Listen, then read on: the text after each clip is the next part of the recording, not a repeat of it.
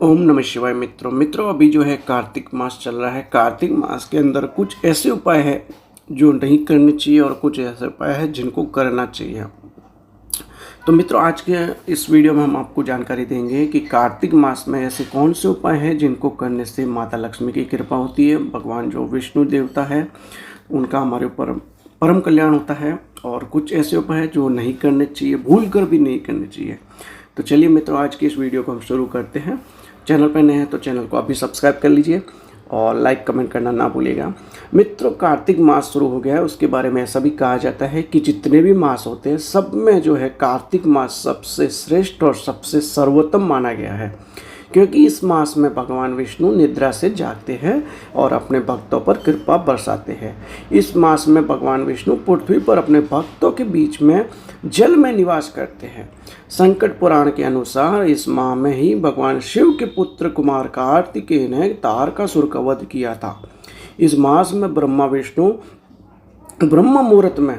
इस मास में ब्रह्म मुहूर्त में उठकर स्नान करने से सभी तीर्थों का फल प्राप्त होता है। इसके साथ ही दीपदान करने से अक्षय पुण्य की प्राप्ति होती है। शास्त्रों में इस मास को बहुत पवित्र मास माना गया है मित्रों, और इस मास को मोक्ष का द्वार कहकर संबोधित किया गया है। साथ ही यह भी बताया गया है कि इस मास में क्या करना चाहिए और क्या नहीं करना चाहिए। आइए जानते हैं विस्तार से। मित्रों मोक्ष की प्राप्ति होती है इस मास में। कार्तिक मास में पवित्र नदियों में स्नान करना चाहिए, जैसे कि गंगा जी है, पुष्कर सरोवर है, सरस्वती मैया है, त्रिवेणी संगम है, गंगा सागर है। ऐसे हमारे जितने भी पवित्र तीर्थ स्थान हैं, तीर्थ नदियां हैं, पवित्र नदियां हैं, उनमें स्नान अवश्य करना चाहिए। इससे मोक्ष की प्राप्ति होती है। अगर नदियों में स्नान करना संभव ना हो तो घर के जल में गंगा जल मिलाकर भी स्नान आप कर सकते हैं। भगवान विष्णु का ध्यान करें। पद्म पुराण में बताया गया है कि ऐसा करने से सभी तीर्थ स्थान और समान फल और मोक्ष की भी प्राप्ति अवश्य होती है।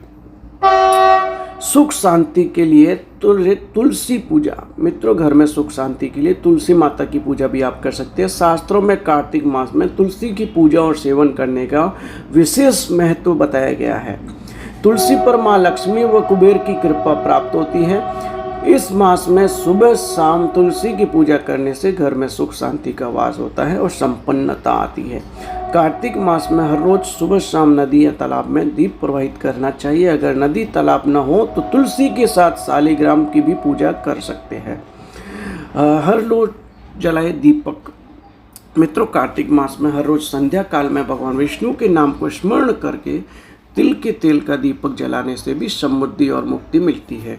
इसके साथ ही बेड व खटिया पर सोने के बजाय भूमि पर बिस्तर लगाकर सोना चाहिए। ऐसा करने से मानसिक शांति के साथ क्रोध व अहंकार दूर होता है। इसके साथ ही आत्मा का भी शुद्धि होती है। दान देने का विशेष महत्व है मित्रों। कार्तिक मास के अंदर दान देने से क्या फल की प्राप्ति होती है वो मैं आपको विस्तार से बताता हूँ। उससे पहले मैं चाहूँगा कि वीडियो को लाइक कर दीजिए, कमेंट कर देना बिल्कुल, और चैनल पर सब्सक्राइब पहले कर दीजिए। मित्रों कार्तिक मास के अंदर दान देने का विशेष महत्व बताया गया है। इस मास में दिया गया दान अन्य माह की अपेक्षा अधिक पुण्यदायी माना गया है। इस मास का दान कई जन्मों तक शुभ फल देता है। इसके साथ ही हर रोज उगते सूर्य को जल देना, सूर्य देवता को जल देना चाहिए, और सभी देवी देवताओं का आदर मान सम्मान करना चाहिए, पूजा पाठ करना चाहिए। और मित्रों गौ माता को जो है घी से चुपड़ी हुई 2 रोटी कार्तिक मास के अंदर संभव है तो रोजाना खिलाएं। मछलियों को आटा डालने का भी काफ़ी पुण्य का काम बताया गया है। चींटियों को दाना डालने से घर में जो है समृद्धि आती है। कार्तिक मास का ये जो है दान का महत्व। इनकी सफाई करने से बनते हैं धनवान। मित्रों कार्तिक मास में कुछ ऐसी जगह है जिसकी सफाई करने से आपके जो जीवन में धनवान बनने के जो है मार्ग प्रकट होने लगते हैं। मित्रों कार्तिक मास में मंदिर नदी के घाटों की सफाई करने वाला व्यक्ति अगले जन्म में बहुत धनवान बनता है। ऐसे व्यक्ति का देवता भी आदर करते हैं, वह लोक परलोक में सम्मान प्राप्त करता है। भगवान कृष्ण ने देवी सत्यभामा को बताया था कि कार्तिक माह में मंदिरों की सफाई करने की वजह से ही उनको धन संपदा का सुख प्राप्त हुआ है। शिवपुत्र की करे पूजा। मित्रों शिवपुत्र यानी कि गणेश जी और कार्तिकेय भगवान कार्तिक मास के स्वामी भगवान शिव के पुत्र कुमार कार्तिकेय है, इसलिए इस माह का नाम जो है कार्तिकेय पड़ा।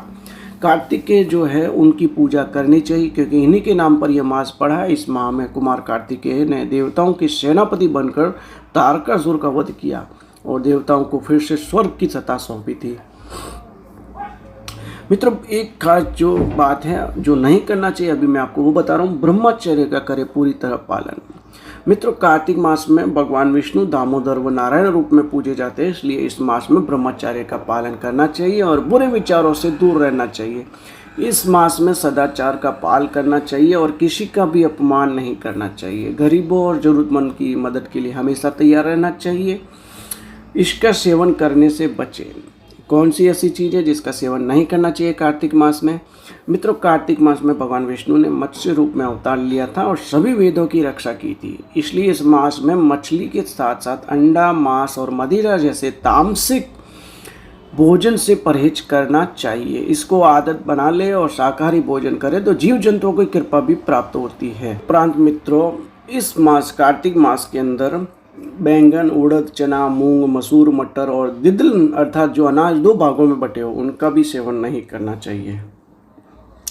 तो मित्रों, ये था आज का कार्तिक मास का जो कुछ उपाय जो करने चाहिए, जो नहीं करने चाहिए। दोनों उपाय हमने आपको बताए। अब डिपेंड आपके ऊपर करता है आपको क्या करना चाहिए, क्या नहीं करना चाहिए, आपके ऊपर है। हो सके तो कार्तिक मास में इन सब नियमों का पालन करें। माता लक्ष्मी की आप पर सदैव कृपा बनी रहेगी। कार्तिकेय भगवान जो कि पुत्र है शिव जी महाराज के, उनके भी आप पर हमेशा आशीर्वाद बना रहे। इसी कामना के साथ आज की इस वीडियो को हम यहीं पे समाप्त करते हैं। उम्मीद है कि मित्रों आपको आज का ये वीडियो पसंद आया तो वीडियो को लाइक, शेयर, सब्सक्राइब करना बिल्कुल मत भूलिएगा। मिलेंगे मित्रों एक नए धार्मिक उपाय और नई जानकारी के साथ। तब तक के लिए ओम नमः शिवाय, हर हर महादेव।